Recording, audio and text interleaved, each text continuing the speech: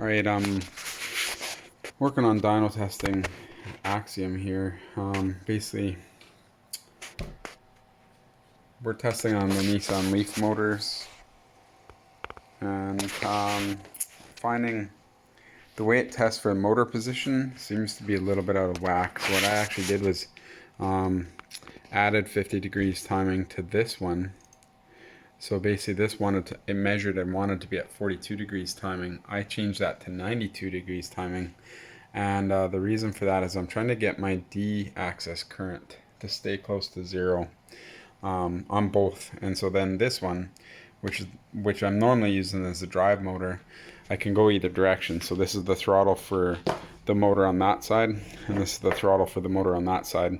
I can turn the throttle on and off for either one, and then I can use this brake current setting here on either one to actually do regen. It's a little tricky during startup, so during this video I'll actually turn that down to like 100 here just for an easier start and have that ready. But nonetheless, this one here I actually changed the timing from 92 down to 42 degrees, and that seemed to help a lot with this, and that actually seemed to make it run more powerful. But also with the timing way out of whack, what we're finding is that full throttle at higher RPM is losing power. It would spin the motor slower with a consistent load on it.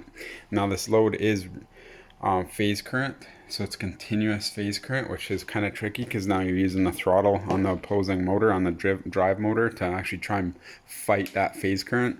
Ideally what we would have is, instead of this, we'd have a limit on the RPM where whichever side's going to be the load motor, let's say if this one's the load motor, which is on that side, we'd have it do nothing until you hit about whatever RPM you want, the set RPM, and then it would increase regen until it holds it at that RPM, or holds it really close to that RPM, so that say you got it set for 5,000 RPM at like 4,900 RPM, it'd start adding regen until you hit 5,000 RPM, then it'd be at max regen under your current settings here. This would be the ideal way to do it. So we could actually, so whatever your max regen is on motor brake, and then also battery current regen settings, and then if it exceeded that, it would rev higher, but we just have to adjust the settings on whichever side, and it would help us tune it a lot better.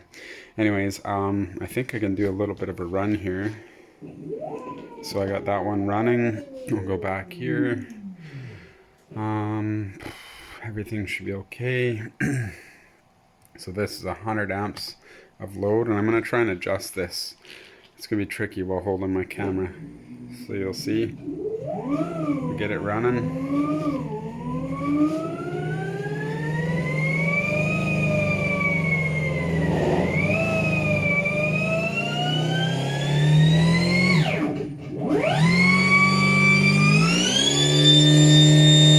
That's full throttle.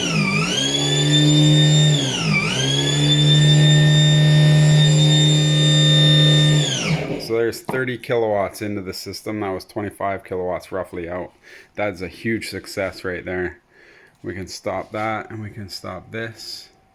And you can see my D-axis current is staying very close to zero where it's supposed to be. So according to that, I probably need to change the timing a wee little bit just to get that to stay closer to zero at full throttle. But if we look at the RPM now, you can see the RPM comes up when I pin the throttle to full throttle.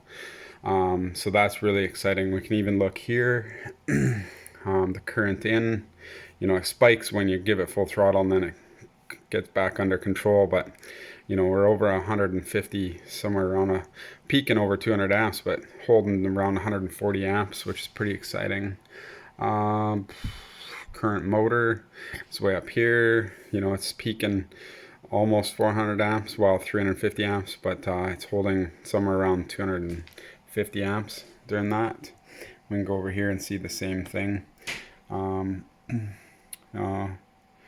Yeah, and the negative current, so it's holding it pretty good. I don't think I captured the whole thing, so I didn't click the RT button quick enough, but nonetheless, you can see the negative speed, because one is spinning forward, one is spinning backward technically, according to what the motors are thinking. And then we'll go back to FOC, and you can see how the blue stayed pretty flat there where it's supposed to be, right close to 0. So I think we're in a lot better shape than we used to be. But yeah, it's pretty exciting. Put 30 kilowatts into the system.